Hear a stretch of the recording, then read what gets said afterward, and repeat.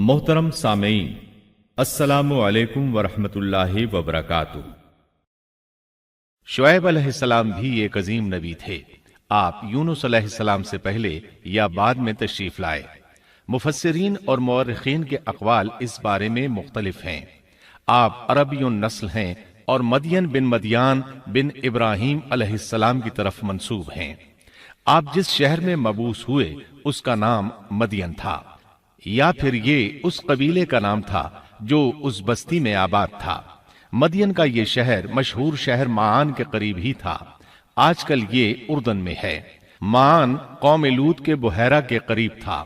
बुहैरा की हकीकत ये है कि जब अल्लाह ताला ने जिब्रील अलैहिस्सलाम को हुक्म दिया कि लूत अलैहिस्सलाम की कौम पर तबाही नाजिल करें, इस बस्ती को ऊपर उठाकर औंधा गिरा दें, उन्होंने इस बस्ती को तहोबाला कर दिया, तहस नहस कर दिया, तो इस बस्ती को बुहैरा कहा जाने लगा, यानी लूत अलैहिस्सलाम की बस्ती के खंडरात। ये बुहैरा बाहर मुर्दार के करीब ही वाक़े है। सैयदना शुएब अलैहिस्सलाम की कौम एक काफिर और ताजिर कौम थी। बुतों की पूजा करती थी और डाके डालती थी। ये लोग तिजारती रास्तों पर खड़े हो जाते, तिजारती काफिलों को इस तरह लूटते थे कि हर काफिले से जबरन 10वां हिस्सा वसूल कर लेते थे। खुद भी मिलावट, हेरा फेरी और धोखाबाजी के माहिर थे। मिलावट तो गोया उनकी घुट्टी में पड़ी थी। तमाम अंबियाए किराम अलैहिमुस्सलाम की जिम्मेदारी होती है कि लोगों को खालिस अल्लाह की इबादत की तरफ बुलाएं, दुरुस्त आमाल और सही अकायद की तरफ उनकी रहनुमाई करें।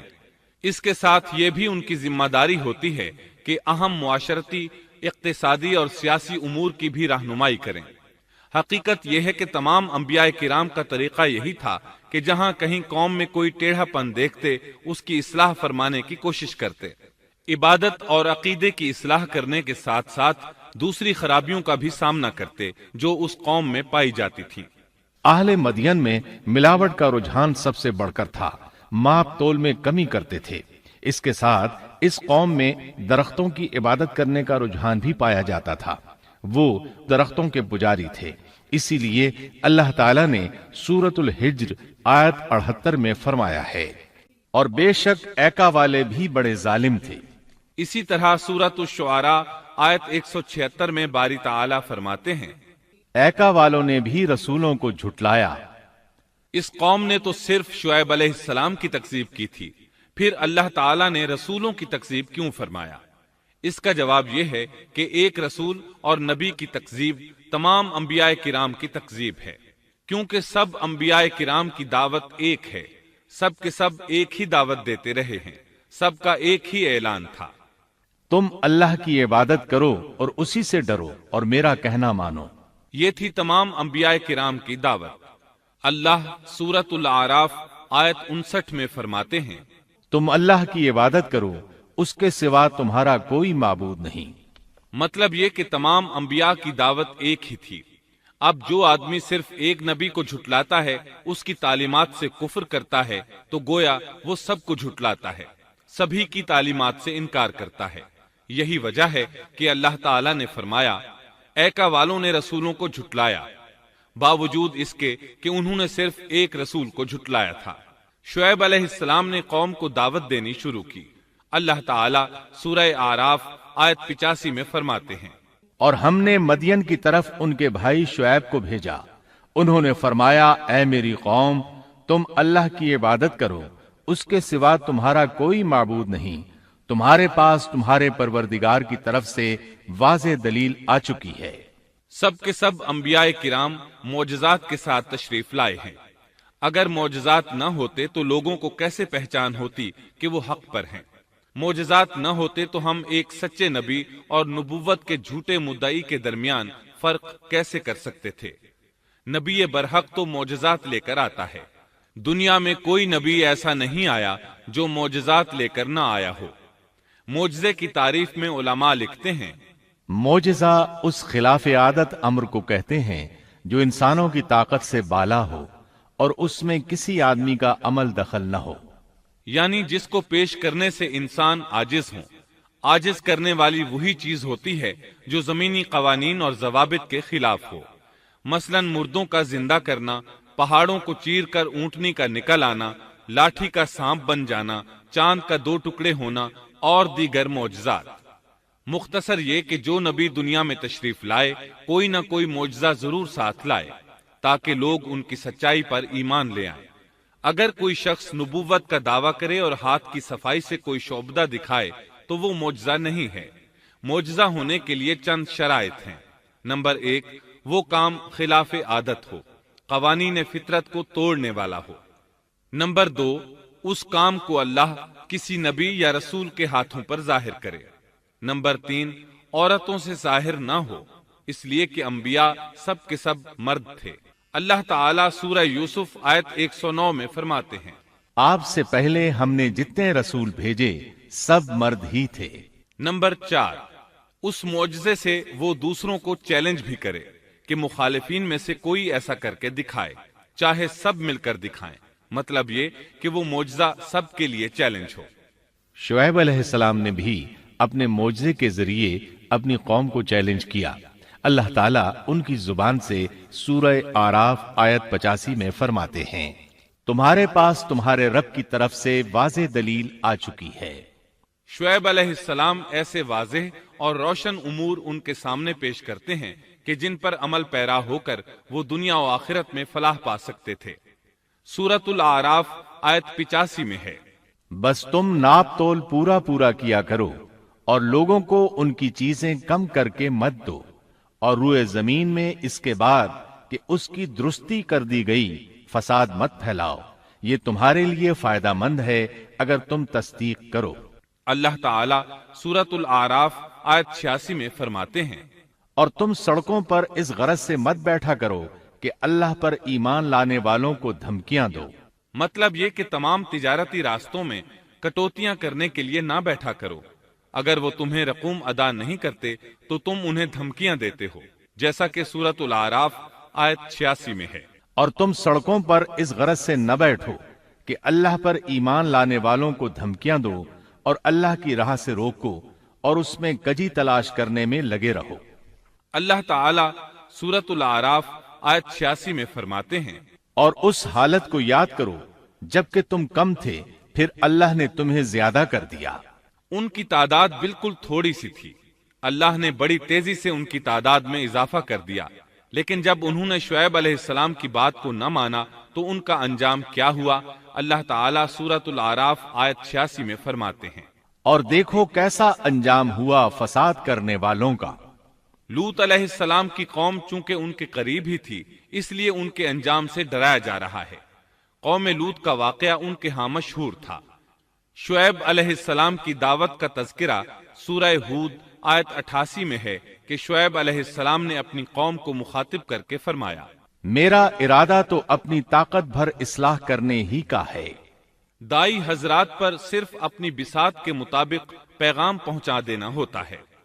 लोगों को ईमान लाने पर मजबूर करना अंबिया और दाई हजरात के मिशन में शामिल नहीं है। अल्लाह ताला सूरतुल गाशिया आयत 22 में फरमाते हैं, आप इन पर मुहासिब नहीं हैं। मतलब ये कि आप उन्हें ईमान लाने और राह रास्त पर चलाने के लिए मजबूर नहीं कर सकते। आपके जिम्मे यही अम्र है कि आप उनकी इस्लाह करने की कोशिश करें। सूरह हूद आयत 88 में है, मेरा इरादा तो अपनी ताकत भर इस्लाह करने का ही है। मेरी तौफीक अल्लाह ही की मदद से है, उसी पर मेरा भरोसा है और उसी की तरफ मैं रुजू करता हूं। जब शुएब अलैहिस्सलाम ने उन्हें इन बातों की तरफ दावत दी तो उन्होंने कुफ्र किया, आपको झुटलाया, बल्कि यूं कहने लगे, उन्होंने जवाब दिया कि ऐ शुएब, क्या तेरी नमाज तुझे यही हुक्म देती है कि हम अपने बाप दादों के माबूदों को छोड़ दें और हम अपने मालों में जो कुछ चाहें उसका करना भी छोड़ दें? आज भी बाज लोगों का यही हाल है। वो समझते हैं दीन का मतलब है मस्जिदों की हद तक इबादत कर लो। सियासी और मुआशरती जिंदगी में दीन की कोई जरूरत नहीं समझते। इन मामलात को दीन से अलग चीज तस्वुर करते हैं। कहते हैं बस जी ये तो दुनिया के मशागिल हैं। यही हाल था शुएब अलैहिस्सलाम की कौम का। सूरह हूद आयत 87 के आखिर में है, तू तो बड़ा ही बावकार और नेक चलन आदमी है। मतलब ये कि उन्होंने मजाक के अंदाज में उनसे कहा, तू तो बड़ा अक्लमंद है, क्यों नाराज होता है? سیدنا ابن عباس رضی اللہ عنہما سے روایت ہے کہ وہ یہ بات ان سے مذاق کے انداز میں کہتے تھے، ان کی تعریف نہیں کرتے تھے۔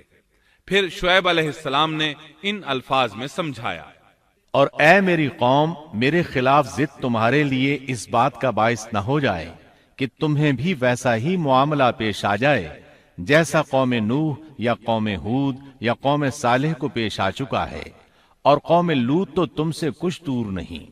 مطلب یہ تھا کہ قوم لوط تو تمہارے بالکل نزدیک تھی، ان پر آنے والے عذاب سے تو تم خود اچھی طرح خبردار ہو، جانتے ہو ان کے ساتھ کیا سلوک ہو چکا ہے۔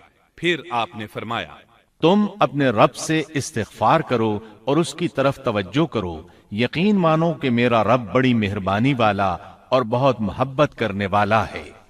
جب وہ اپنی ضد پر اڑے رہے تو شعیب علیہ السلام نے یوں فرمایا، تو ذرا ٹھہر جاؤ یہاں تک کہ ہمارے درمیان اللہ فیصلہ کیے دیتا ہے، اور وہ سب فیصلہ کرنے والوں سے بہتر ہے۔ پہلے تو عام وعظ و نصیحت فرمائی، جب قوم نہ سمجھی تو انہیں سابقہ ہلاک شدہ قوموں کی مثالیں دیں، ڈرایا کہ کہیں تمہیں بھی ایسے ہی عذابوں سے دوچار نہ ہونا پڑے، لیکن انہوں نے کسی بات کا اثر نہ لیا، الٹا یوں کہنے لگے، تو ان میں سے ہے جن پر جادو کر دیا جاتا ہے، اور تو ہم ہی جیسا ایک انسان ہے، اور ہم تو تجھے جھوٹ بولنے والوں میں سے ہی خیال کرتے ہیں۔ اگر تو سچے لوگوں میں سے ہے تو ہم پر آسمان کا کوئی ٹکڑا گرا دے۔ مطلب یہ کہ آخرکار یہ لوگ پہلے لوگوں یعنی عاد اور سمود کے نقش قدم پر چلنے لگے، ان کے انبیاء انہیں حق کی طرف بلاتے رہے، وہ انکار کرتے رہے، آخر ان پر اللہ کے عذاب اترے۔ ایسے ہی یہ لوگ بھی شعیب علیہ السلام کو دھمکیاں دینے لگے، ان کے مقابلے پر اتر آئے۔ سورۃ الاعراف آیت 88 میں ہے کہ شعیب علیہ السلام کی قوم کے کافر سرداروں نے ان سے کہا، ان کی قوم کے متکبر سرداروں نے کہا، اے شعیب، ہم آپ کو اور جو آپ کے ہمراہ ایمان والے ہیں انہیں اپنی بستی سے نکال دیں گے، یا یہ کہ تم ہمارے مذہب میں پھر آ جاؤ۔ شعیب نے جواب دیا، کیا ہم تمہارے مذہب میں آ جائیں؟ گو ہم اس کو مکروہ ہی سمجھتے ہوں۔ قوم کے سردار تکبر کرتے ہوئے مزید کہنے لگے کہ اگر تو اپنی دعوت پر اڑا رہا تو ہم تجھے مدین سے نکال دیں گے۔ جواب میں شعیب علیہ السلام نے کہا، اگر عذاب سے بچنا ہے تو میری بات مان لو۔ انہوں نے نہ صرف آپ کی بات ماننے سے انکار کر دیا بلکہ ان کا مذاق بھی اڑانے لگے۔ شعیب علیہ السلام نے انہیں پھر سمجھایا تو وہ بولے، اے شعیب، تیری اکثر باتیں تو ہماری سمجھ ہی میں نہیں آتی، اور ہم تو تجھے اپنے اندر بہت کمزور پاتے ہیں۔ اگر تیرے قبیلے کا خیال نہ ہوتا تو ہم تجھے سنسار کر دیتے، اور ہم پر تمہارا دباؤ تو ہے ہی نہیں۔ اس پر آپ نے فرمایا، اے میری قوم کے لوگوں، کیا تمہارے نزدیک میرے قبیلے کے لوگ اللہ سے بھی زیادہ عزت والے ہیں؟ مطلب یہ کہ تم میری قوم قبیلے سے تو ڈرتے ہو لیکن اللہ تعالیٰ کا تمہیں کچھ بھی ڈر نہیں۔ اس موقع پر انہوں نے اپنی قوم کو یوں خبردار کیا، اے میری قوم، اب تم اپنی جگہ عمل کیے جاؤ، میں بھی عمل کر رہا ہوں۔ بہت جلد تمہیں معلوم ہو جائے گا کہ کس کے پاس وہ عذاب آتا ہے جو اسے رسوا کر دے، اور کون ہے جو جھوٹا ہے۔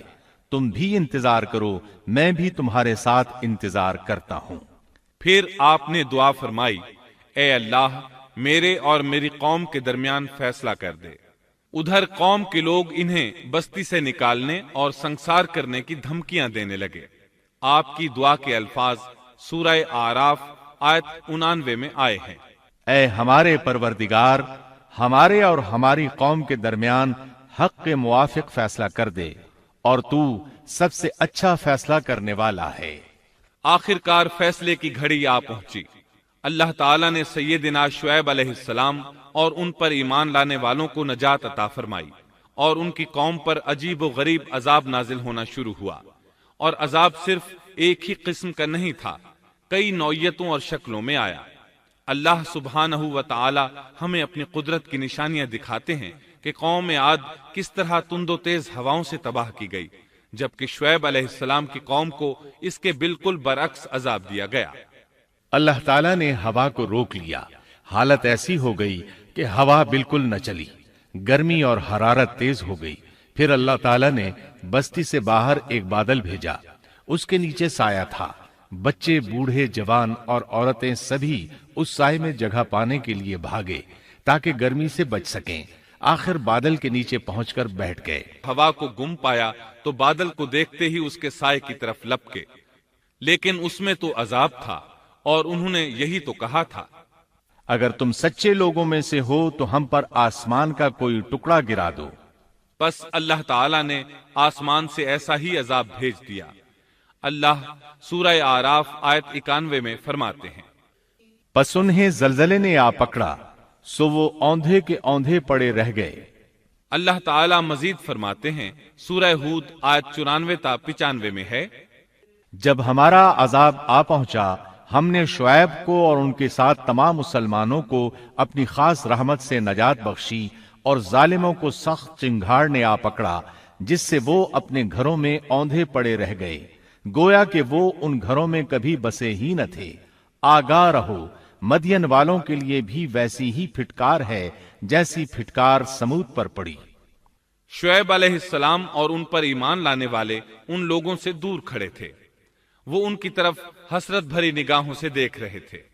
سورہ آراف آیت 93 میں ارشاد ربانی ہے، اس وقت شعیب ان سے منہ موڑ کر چلے اور فرمانے لگے، اے میری قوم، میں نے تمہیں اپنے پروردگار کے احکام پہنچا دیے اور میں نے تمہاری خیرخواہی کی، پھر میں ان کافر لوگوں پر کیوں رنج کروں؟ اس کے بعد وہ دوبارہ مدین کی طرف لوٹ آئے، کیونکہ مدین شہر تو باقی رہ گیا تھا، صرف اہل مدین ہی تباہ ہوئے تھے۔ بعد میں لوگ آہستہ آہستہ مدین میں آ کر آباد ہونے لگے۔ مدین شہر پھر سے آباد ہو گیا، اس کی رونقیں لوٹ آئیں۔ اب مدین کے اکثر باشندے مسلمان تھے، وہ مسلمان جو شعیب علیہ السلام کے ساتھ تھے۔ وہ اور دوسرے علاقوں سے آنے والے کفار اب اس شہر کے باشندے تھے، اور یہی وہ مدین شہر تھا جس میں سیدنا موسیٰ علیہ السلام تشریف لائے تھے۔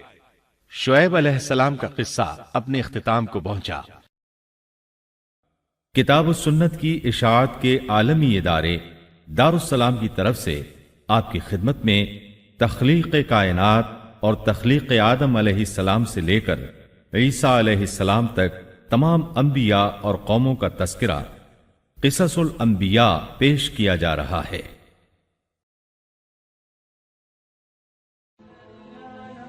Thanks for watching. Don't forget to like, comment, share and subscribe to